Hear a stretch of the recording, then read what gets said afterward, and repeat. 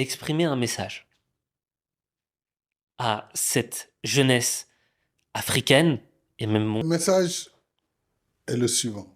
Vous êtes un des candidats qui serait pressenti pour le secrétariat général de l'ONU.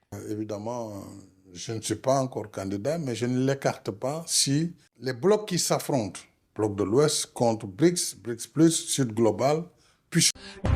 Bonsoir, bienvenue dans Politique Afrique. Ce soir,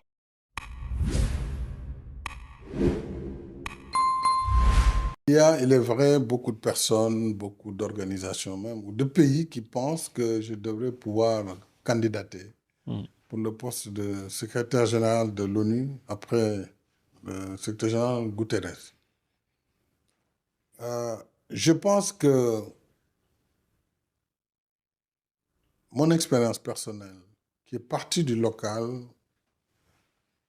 au régional puis au global, devrait pouvoir me permettre, avec tout le cheminement que j'ai fait, d'aider à bâtir une organisation nouvelle, refondée, à la lumière des difficultés que l'ONU a aujourd'hui, c'est objectif, pour que les blocs qui s'affrontent, bloc de l'Ouest contre BRICS, BRICS plus, Sud global, puissent se parler. Parce que nous avons besoin de l'Organisation des Nations Unies, plus que jamais. Les crises sont là, multiformes, plus complexes. La crise du terrorisme international, la crise de la Palestine, la crise de l'Ukraine, le Soudan, ça n'arrête pas, la Libye. Nous avons besoin d'une organisation crédible qui puisse parler à tous pour éviter justement cette fragmentation qui est en voie de se passer.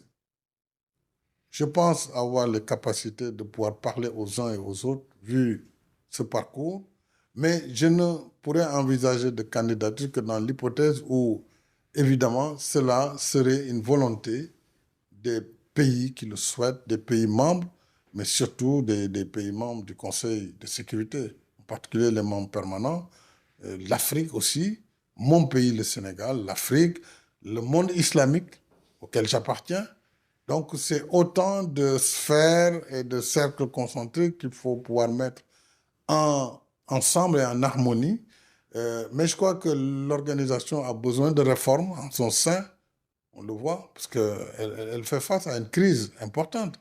Puisque les États-Unis, eux seuls, ils pèsent 25% du budget. Ils doivent être allégés. On peut comprendre le souci de l'administration américaine. Et il faut diversifier donc les ressources de l'organisation, mais il faut la réformer aussi de façon à la rendre pérenne, mais surtout que tout le monde comprenne que nous ne pouvons pas nous passer du multilatéralisme sans lequel on rentre dans une jungle où c'est la loi du plus fort. Et ça, si on le fait, le monde va s'écrouler. Parce qu'aujourd'hui, les armements sont tels qu'on va détruire la planète et nous allons périr tous. Il faut plus que jamais bâtir cela. Évidemment, je ne suis pas encore candidat, mais je ne l'écarte pas si les gens estiment que je peux apporter modestement ma contribution pour redorer le blason de l'ONU et faire en sorte que vraiment on remette l'ONU au centre de toutes ces crises mondiales. bienvenue dans Politique Afrique. Et Monsieur le Président, je vous laisse exprimer un message à cette jeunesse africaine et même mondiale. Et quel est le message que vous souhaiteriez leur partager? Bonsoir, Le message bienvenue dans Politique Afrique. est le suivant. D'abord, dans mon ouvrage, les 2 derniers chapitres, c'est l'éducation et le chapitre transmettre. Qu'est-ce que nous allons laisser à la postérité, à la jeunesse africaine, puisque c'est d'elle dont il s'agit ici. Elle doit comprendre, cette jeunesse africaine, que unie et formée, personne ne pourra empêcher à l'Afrique d'être le continent du futur et d'occuper la première position.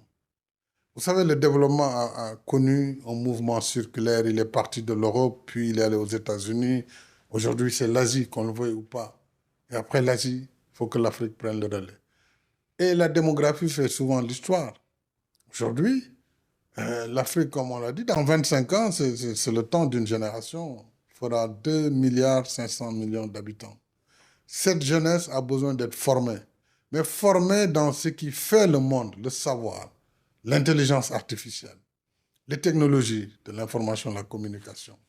Il faut que notre système éducatif change de paradigme pour que cette jeunesse dynamique et volontariste puisse compter dans le futur du monde. Et pour ça, l'éducation doit changer de forme, promouvoir ce qu'on a appelé les STEMs, les sciences, la technologie, l'ingénierie et les mathématiques. Ce n'est pas un hasard si les Chinois en sont là où ils sont aujourd'hui, les Japonais, l'Inde, le Pakistan, c'est à cause des sciences. Donc, il faut que l'enseignement des sciences, des mathématiques, de la technologie soit le cœur du modèle d'enseignement en Afrique. Ça ne veut pas dire que le reste n'est pas important, loin s'en faut. D'ailleurs, j'ai beaucoup développé sur le livre cet aspect où nous avons besoin de littérature, d'histoire, parce que si on ne connaît pas qui on est et d'où on vient, on ne sait pas où on va. On a toujours besoin de cette dimension. Mais nous devons replacer cette jeunesse dans cette perspective pour que sur ce quart de la population que nous aurons en 2050, qu'on soit le pourvoyeur de connaissances, de savoir pour le monde. Aujourd'hui, vous allez aux États-Unis. Demain, les Africains soient non seulement au croisé pour la culture et la mode, le cinéma. J'en ai beaucoup parlé aussi. La couture. Qu'on soit sur le plan culturel, sur le plan sportif. Vraiment la source. Mais il faut également que dans le savoir, dans l'intelligence artificielle, dans les satellites, que les Africains soient parmi les meilleurs. Moi, en tout cas, c'est le vœu que je forme pour cette génération d'Africains et celle à venir. Je pense que si les États font ce qu'il faut dans ce sens, l'Afrique sera au rendez-vous à sa place réelle. C'est la fin de cette vidéo. Pensez à vous abonner pour plus de contenu. Merci et à bientôt.